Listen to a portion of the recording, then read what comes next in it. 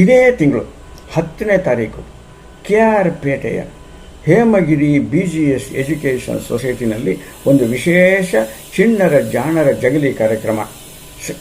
ಜಾಣರ ಜಗಲಿ ಕಾರ್ಯಕ್ರಮದ ವಿಶೇಷತೆ ಏನಪ್ಪ ಅಂದರೆ, ಸಿನಿಮಾಗಳ ಪ್ರಭಾವ ಸಮಾಜದ ಮೇಲೆ ಒಳ್ಳೆ ಪರಿಣಾಮ ಬೀರ್ತಾ ಇದೆಯೋ ಕೆಟ್ಟ ಪರಿಣಾಮ ಬೀರ್ತಾ ಇದೆಯೋ ಅಂತ ನಮ್ಮ 8 ಜನ ಚಿಣ್ಣರು ಹರಟೆ ಹೊಡಿತಾರೆ. ಬನ್ನಿ, ಅದನ್ನು ಉಸ್ತುವಾರಿಯಾಗಿ ನಾನು ಬೆಂಗಳೂರಿಂದ ಬರ್ತಾ ಇದ್ದೀನಿ.